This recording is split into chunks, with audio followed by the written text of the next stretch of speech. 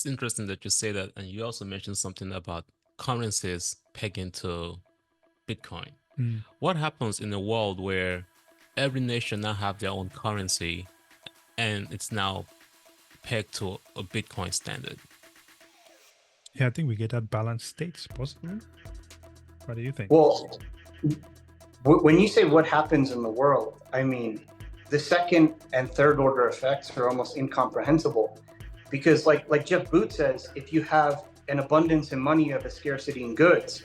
But if you have a scarcity in money, you have an abundance in goods. So now, like, you're solving so many problems on a large level because people's basic needs are going to be met a lot easier. It may not be perfect, but it's going to be far easier than it is today. It's going to be far easier for, let's just say you lived in Africa and you worked in that cobalt mine and you died, all right? In a Bitcoin world, that person could end up being an engineer that becomes the new Tesla because they didn't have to live that painful life. So everything changes immensely because you're forced to get paid for the labor that you provide. And the harder the labor is, the more you're going to get paid in Bitcoin. So those people in those mines and things like that, like it changes everything. It changes everyone's life. Like you're not worried about just keeping the lights on or just like getting a bag of apples anymore. You can actually like move up Maslow's hierarchy of needs and start thinking To be maybe using whatever your local currency is in conjunction with Bitcoin. But I think that once you are on the Bitcoin standard, especially when you're using the Lightning Network, it just seems to me that there is no need to go back. That's an interesting question. That's an interesting I question. actually wanted to add another point to that whole ETF argument too. Yeah. So we live in a world that's exponentially growing, and the AI is coming faster than we think it is. Yes. Do you think that your BlackRock login password of like your wife's name and your birthday is going to matter in an AI world that can just run passwords all day? Or is AI going to transact in Bitcoin? So the technology is going to force us out of these BS models of banks and like people get hacked today so easily. I just had a friend the other day, he said that he got hacked. And all I kept thinking in my head was, he's like, I'm worried that they're going to take my stuff from brokerage accounts and crypto exchanges. And in my head, I'm like, well, this is why self-custody is a thing. Like humans just kind of figure out like what the best course of action is, but that requires pain. Yeah. I mean, I think right now, as we speak, the password does not matter if they can freeze your funds. Yes, exactly. They can freeze your funds and make it disappear. So what is the point of a password? CrowdStrike. Yeah, it's. I think we're already there. I think we're just living at the mercy of whoever is choosing not to do it because they want to keep the game going. It's so funny because like Bitcoiners get all riled up about, oh, they're going to ban self-custody or they're going to do this. And I like laugh in my head. I'm like, first off, same here. Like, yeah, I'm like, go ahead and try and logistically enforce that. That requires a lot of money to go door to door. Or globally as well, because it's not just a US asset, right? It's not just a US asset. Yeah. Or they could just tell Coinbase to give them all the BlackRock coin. What's easier for them? Like Coinbase, yeah. They're not. Remember, they still want to be voted in and out. Like if you go to everyone with self-custody, like again, the game theory is not being played out here. Like you say these things like these laws mean something. They don't mean anything if they can't be enforced. I have this debate all the time with people. It's like everyone's like, they're going to do all these things in the United States. I'm like, yeah, well, we have state laws and like states tell the government to like piss off. Like marijuana in the United States is federally illegal. Yet it's sold all the time in all these states because certain states just don't comply with the federal law. And it's not like the Fed is going to enforce it without the state's help. So like people just don't understand that these processes are not as simple as they think they are. They're not like, you know, dictatorships where it's really easy to enforce all these laws. I mean, look at Nigeria. They tried to enforce the CBDC and that failed immensely. And now Nigeria has the biggest Bitcoin adoption. So it doesn't matter what the law says. People make the choices. Even in China, where they are not Bitcoin friendly, people still have Bitcoin there. Of course. Still mining Bitcoin. So it's sort of like you know, it's kind of like a pointless thing. You know, I agree with you. There is this point in times when we have Bitcoiners, what they call themselves Bitcoin maxis. I'm no longer, you know, I don't really consider myself a Bitcoin maxi anymore, because I think that this is something that's in many cases, especially on Twitter or X, right? There are Bitcoiners in the West. And I get it. Everyone has to only look at it. Most people look at it from their own experience, where they are. But I think that we must be able to we must expand our thinking to how it's happening globally as well, because we need the rest of the globe to achieve that level of adoption. It's not just going to be Bitcoiners in the US that will get Bitcoin to full adoption. I love that you said that, and I highly recommend what turned me away from my West thinking of Bitcoin was Alex Gladstein's book, Check Your Financial Privilege, because you know his work with the Human Rights Society and what they're doing globally. Like, if there's anyone that understands that topic, like on a global level, like I think he does, and he made me put myself in check a little, you know, with like, you know, some of the things I thought about Bitcoin. Yeah. It's interesting that you say that, and you also mentioned something about currencies pegging to Bitcoin. What happens in a world where every nation now have their own currency and it's now pegged to a Bitcoin standard? Yeah, I think we get that balanced states, possibly. What do you think? Well, when you say what happens in the world, I mean, the second and third order effects are almost incomprehensible, because like Jeff Booth says, if you have an abundance in money, you have a scarcity in goods. But if you have a scarcity in money, you have an abundance in goods. So now, like, you're solving so many problems on a large level because people's basic needs are going to be met a lot easier. It may not be perfect, but it's going to be far easier than it is today. It's going to be far easier for, let's just say you lived in Africa and you worked in that cobalt mine and you died, all right? In a Bitcoin world, that person could end up being an engineer that becomes the new Tesla because they didn't have to live that painful life. So everything changes immensely because you're forced to get paid for the labor that you provide. And the harder the labor is, the more you're going to get paid in Bitcoin. So those people in those mines and things like that, like it changes everything. It changes everyone's life. Like, you're not worried about just keeping the lights on or just like getting a bag of apples anymore. You can actually like move up Maslow's hierarchy of needs and start thinking existentially. So I think what it does to humans on a psychological level, including the three of us, we can't even comprehend yet. Yeah. Yeah. Absolutely. Yeah, the history of exchanging a dollar to 1,900 naira or 1,500, those will all be gone. You can now literally stop surviving and now start making, creating, being innovative in your own environment on an all different continent. Yeah.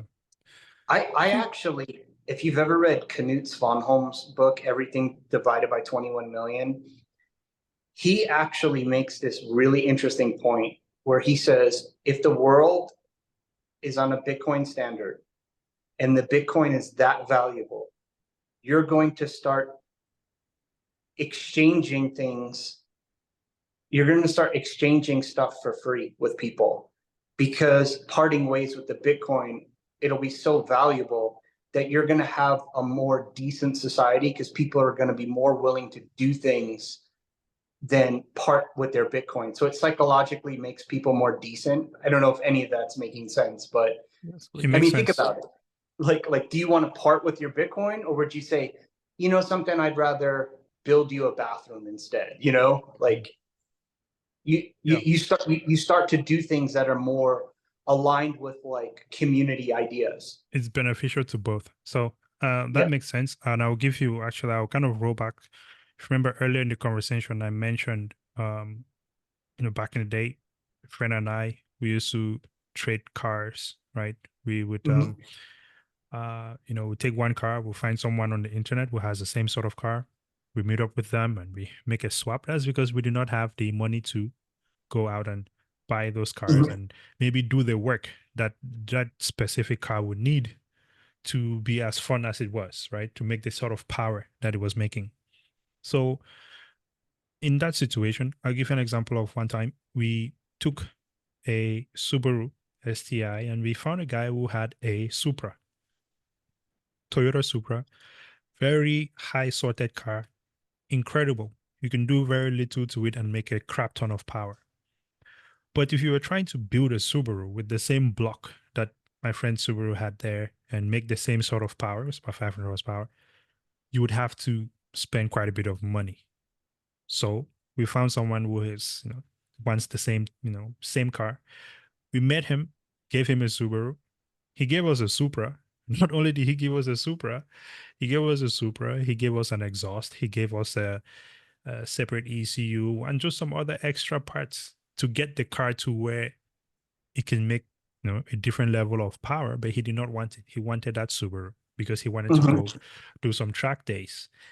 And from that interaction, next thing we know, we had an invite to hang out with him and some other people on a track day, and that was more valuable to us than taking out money to, if we were to take out money to do all of these things, maybe find a Supra, go to a track day, that would have been extremely expensive. But because we had a swap, we gave him what he wanted and we got something that we wanted. Next thing you know, we now have a track day, which we do not have to pay for because he had the connections and he invited us to it. Exactly. Right. I love that example, by the way. I love it because, like, imagine that on a grander scale. Yes.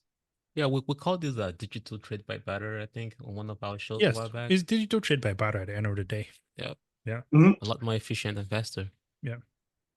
Yeah, I love that. And then also compound it on a Bitcoin world, you're going to have less and less people that are starving.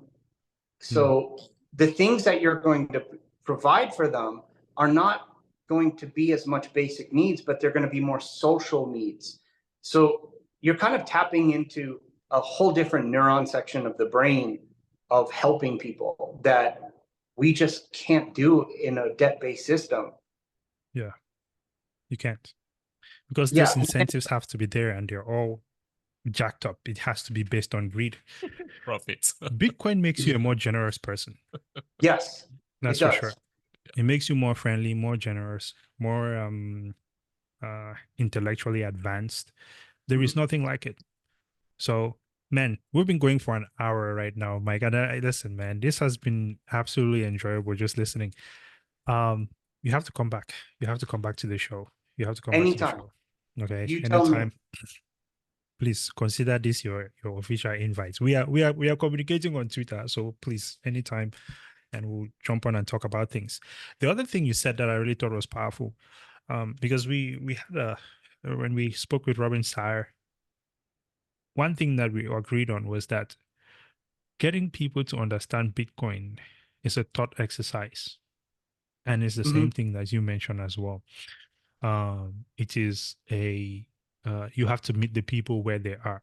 Use what they understand to make them relate to it. If you remember in that podcast, I sort of said a similar thing.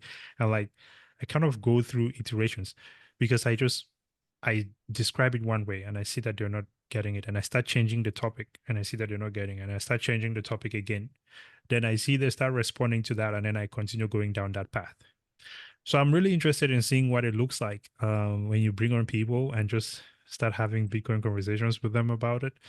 That'll be pretty interesting. I'm so excited to do it, and I'll tell you what I'll tell everyone else. If you know someone that is completely blind and they want to come on, I will gladly talk to them. And I want them to push back. I want them to push back. It's okay. Like I pushed back. I'm sure you guys pushed back at the beginning. It's a natural process. It is. It is. And I think, listen, man, I have some African uncles that that probably need to sit down and talk to you because their mind is just completely shut down. To them, America is God. The 401k is king, and you're not going to tell them otherwise. This is the path. Stick to the path no matter what happens. The ship is burning, but they're still going down the same path. It's mind-blowing to me. I really want to put an emphasis, on talking to women. Yeah. I feel like there's not enough women that understand this.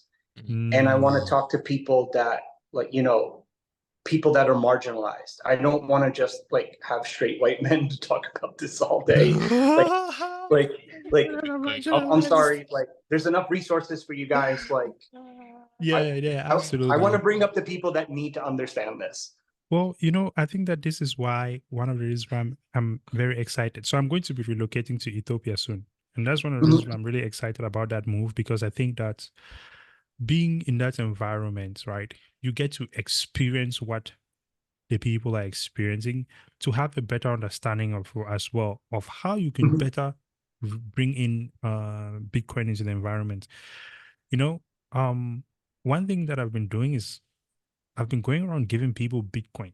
It doesn't have to be much, like $5 here, $5 there, but it has combined over the past few years. Actually, Kenya and I, the amount of Bitcoin we've just given away to people, just so that they can, it can somehow click in their mind, right? There is people that you give them the money, and they're like, "Why is this guy just going around giving free money?" And then right, and then there's other people that and he's just using Lightning. So usually I'll have them get something like Moon Wallet, right? So it's a Lightning transaction. And I cannot tell you how many times where I will sit there and explain Bitcoin to someone and it's just blank, nothing. But then the moment I send a Lightning transaction and it hits their Lightning wallet, it's like you can see their pupils dilate. It's crazy. It's like, what? That's funny. It's so crazy. It's almost like it just clicks all of a sudden. And I want to do more of that. Because if someone experiences that, then they can go talk to somebody else about it. And it's all in the name of the Bitcoin adoption, right? So, I really appreciate everything you're doing. I'm really happy that you got bit by the Bitcoin virus, because it is something that once you get it, you cannot keep it within you, right? No, it's a one-way door. Yeah, right. Yeah, you start becoming like this insane person that wants everyone to know about it. But I think that is also about crafting that in a way that it is beautiful and effective. Well, you become insane to the world, but technically you're becoming saner. Exactly. You start making sense of things. It also brings some element of discipline into your life, So, like you said, the marginalized society. I'm not sure which one is the marginalized society these days, because the marginalized society these days have a lot of things to say. Have women, which is also another big part of the puzzle, which I think that something needs to be done. Something has to be said to them, because it is mind-blowing to me that the moment, if you look at the views on YouTube, if you look at where there's the greatest activity, it's all that extremely stupid stuff. Yes. But on our channel alone, though, it's men between 25 and 40. Yes. No women, and it's mostly white men too. Yeah. So I think to a certain extent, we have to attack them emotionally. I'm just trying to find the most tactful way to do that. Well, I don't think there's a universal way. Like, I guess that's what I want to kind of experience by doing the podcast is I want to find out individually what that specific person's problems are.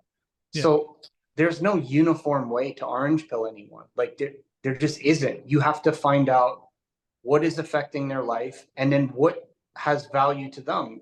For some people, like their future for their kids, and you have to speak to that. You have to explain to them that the future for your kids will be much brighter down this path. So it depends. Like it's the same thing as saying like, how much Bitcoin should I buy? Well, I don't know how much money you have. Like everything is different for everyone.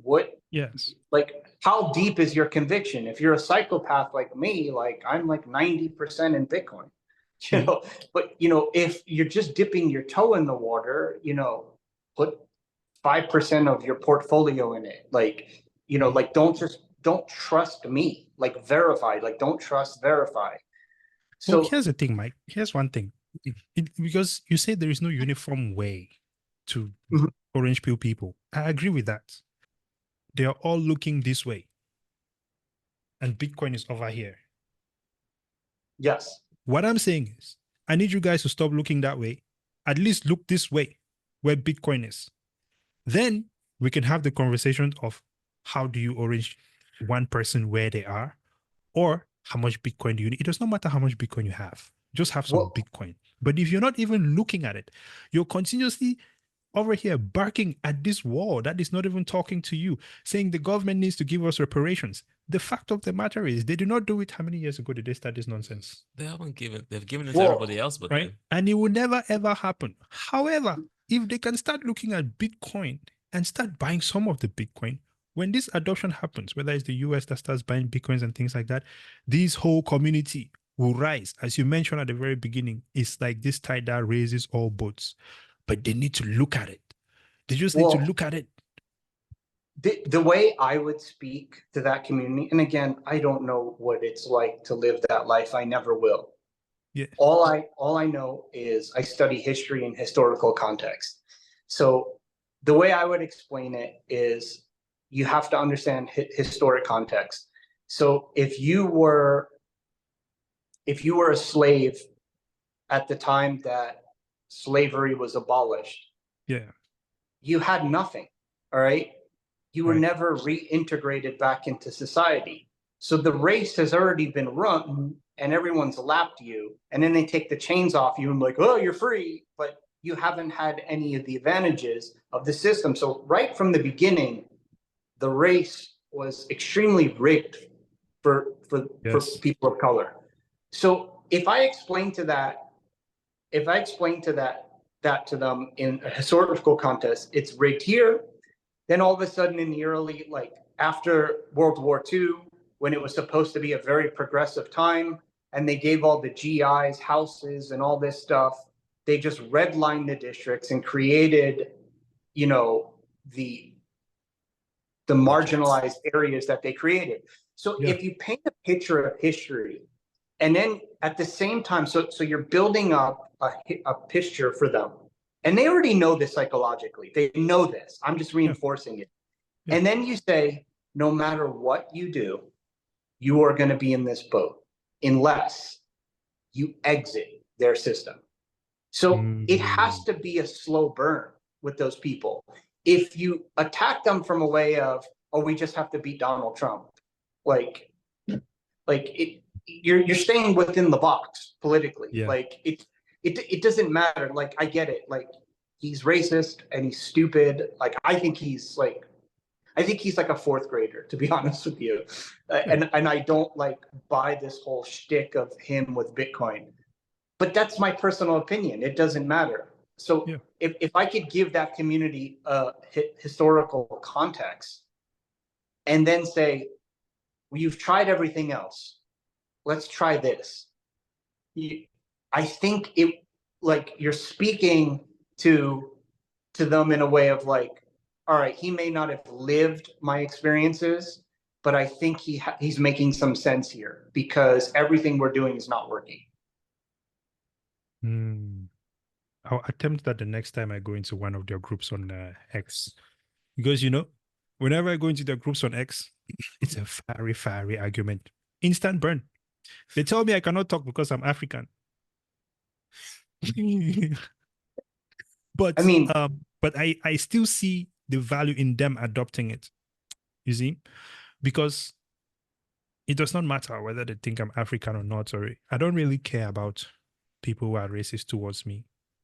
Okay. I think that, in fact, it does not bother me. And my perspective on these things is a bit different because where I was born, okay, I was raised in an environment where everyone around me was black. Black people were operating in every level of society. It gives you a different perspective on things. It also makes you care about people to a certain extent that they do not even recognize that they need to have that level of care. You see? But I think that what you're saying there is actually a very strong approach strategy to think about. Yeah. So I appreciate that because now I have a little bit of extra armor to the strategy that is coming up in my mind. And I think, shield. Yeah, because I need to refine my process. Because listen, man, the approach that I have in mind is kind of nuclear. Yeah.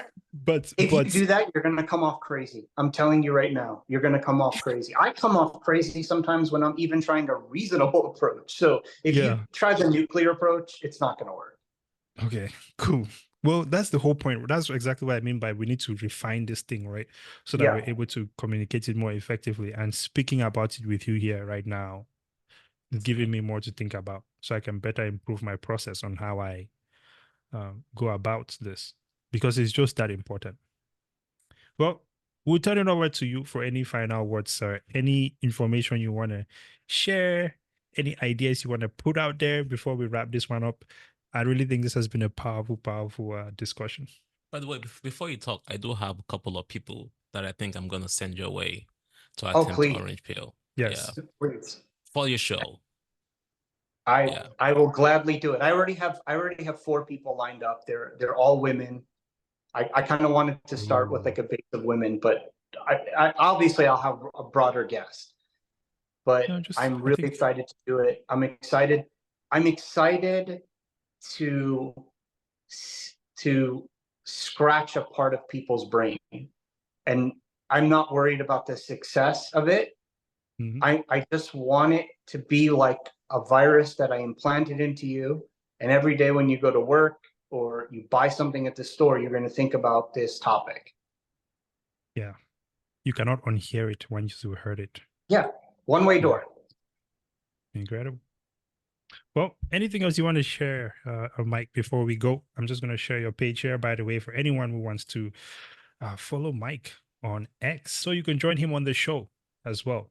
And anyone can message me if they have personal Bitcoin questions, or even if they want to attack Bitcoin, that's fine. Like, as long as we're thinking about this and we're out of the fiat matrix, I'm okay with it. Like, I'm willing to talk to anyone. And if you want to be on the show and you don't understand this, definitely send me a message, because I want to talk to average people with average problems. Absolutely. Well, ladies and gentlemen, Bitcoin Mike, ATIQ pleb on X. Okay, absolutely incredible. I'm really happy that we came together to do this. I think we should continue to do more of this, because we owe it to the world, right? Yeah. To share the information that we have and help each other to kind of come out of this genjutsu, trap, scam, manipulation that we are all living through these days. Anything else, Double Up?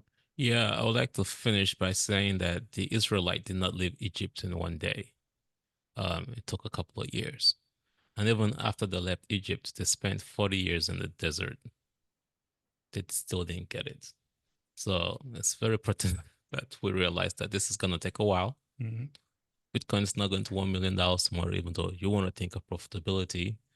And then this change that we want for your life, not just our lives alone. We have seen what the problem is, and we believe this is the road to the solution. It's going to take a while, but we're just trying to be an agent of that change. Cool. Be that solution to help you realize that this is the problem. We're in Egypt, we're all slaves, and we need to exit the slavery system. But until next time, ladies and gentlemen, present out. Double O. Hey.